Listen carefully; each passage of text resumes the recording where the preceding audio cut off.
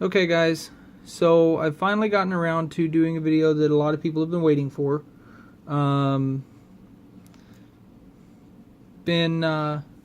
couple of people have asked when I was going to get it done, and real life and just not having any motivation to do anything recently has kept me from getting this done. So finally getting around to it, and without further ado, here is my very first saber build. Set it right here so you guys can take a look at it before we get into it.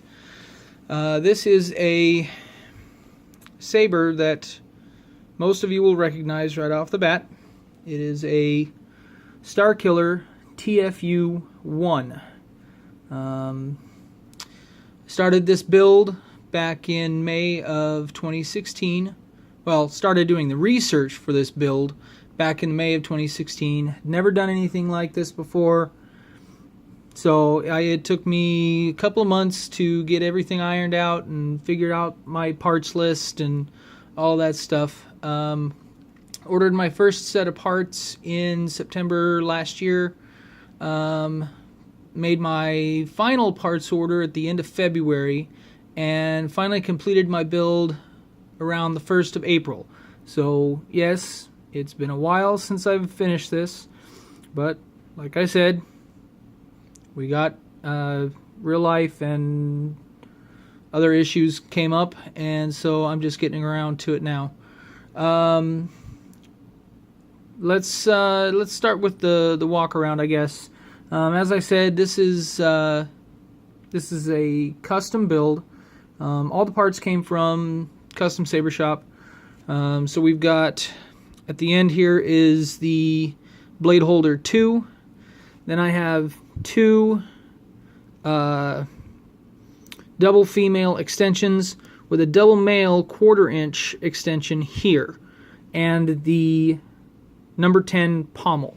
Now this is a 4-inch double female extension from the Custom Saber Shop, and I had Tim over there mill out custom windows.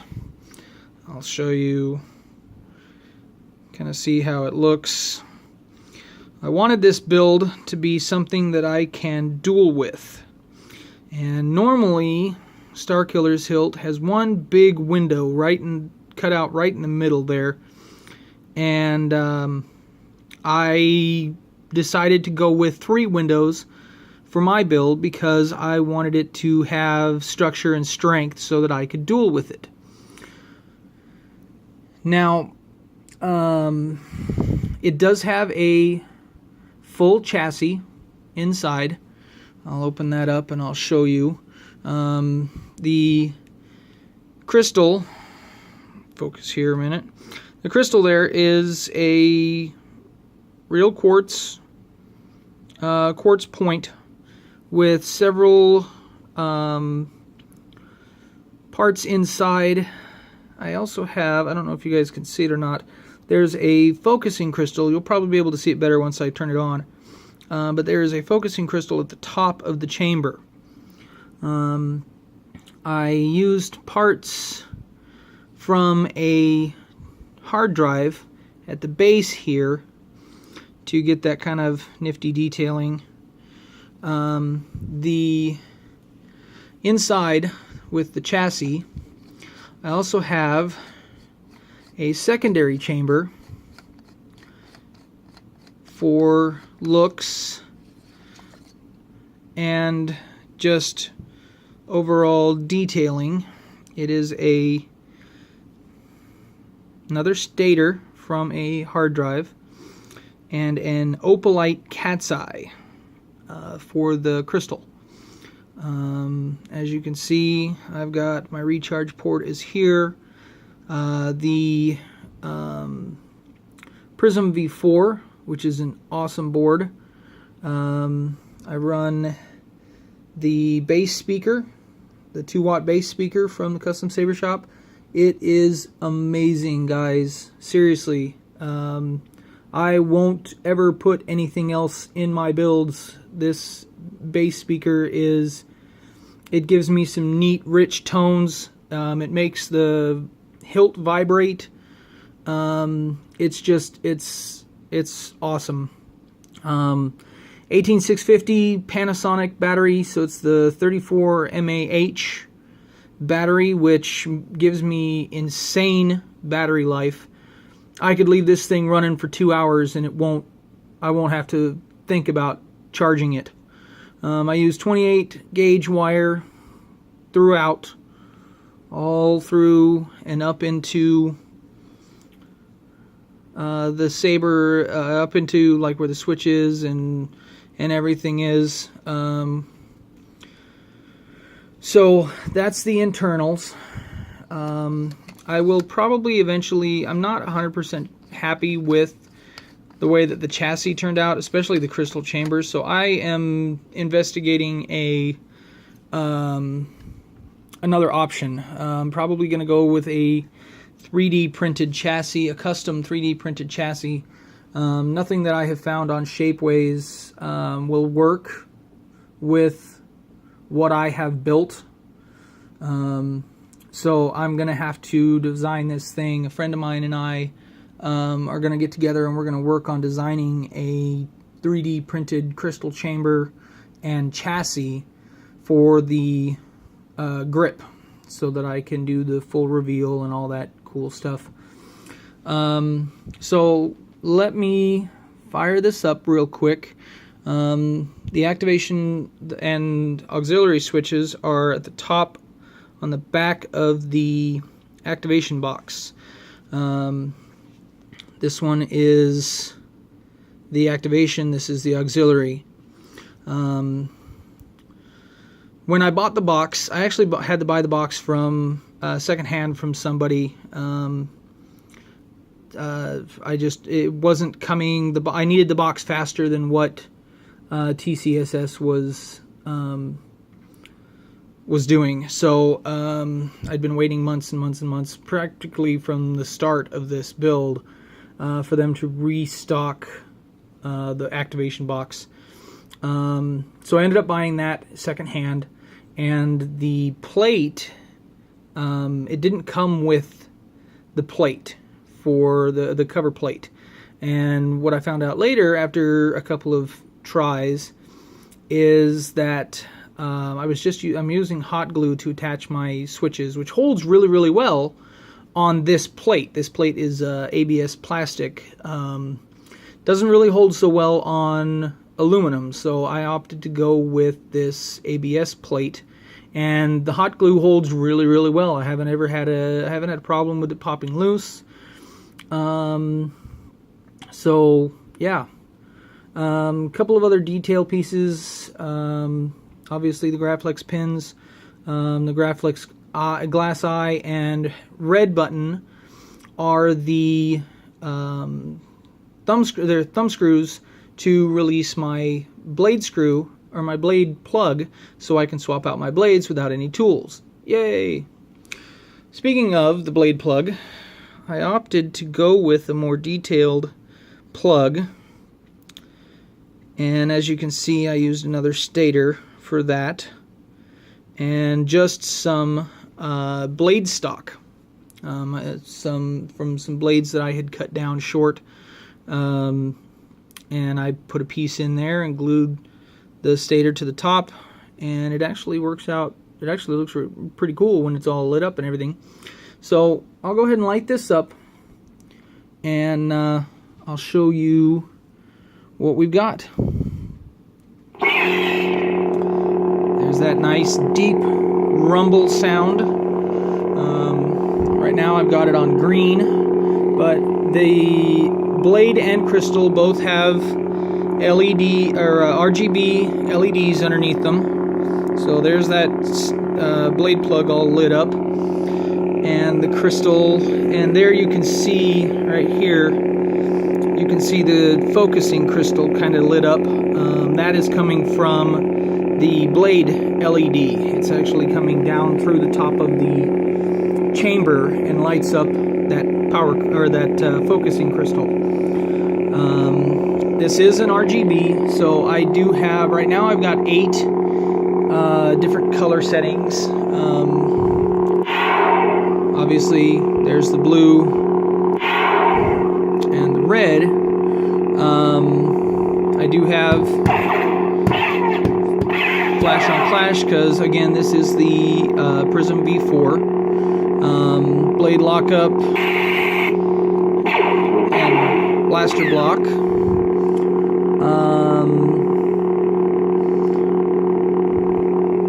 Really neat sound.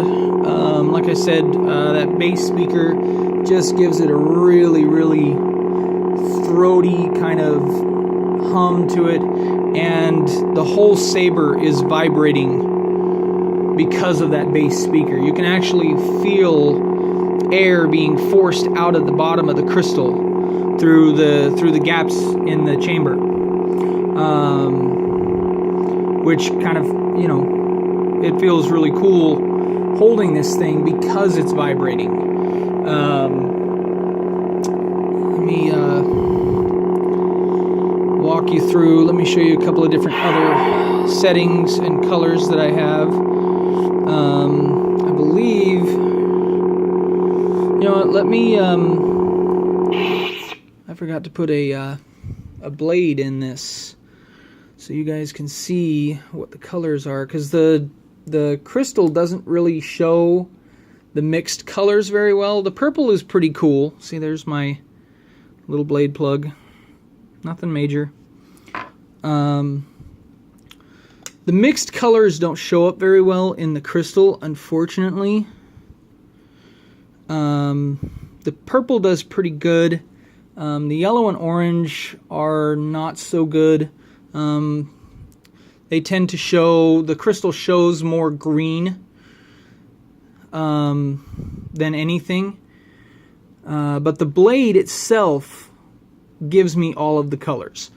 So let me kick this back on again here. And I'm going to kick it on without the sound. Another feature of the Prizm is that it has the mute.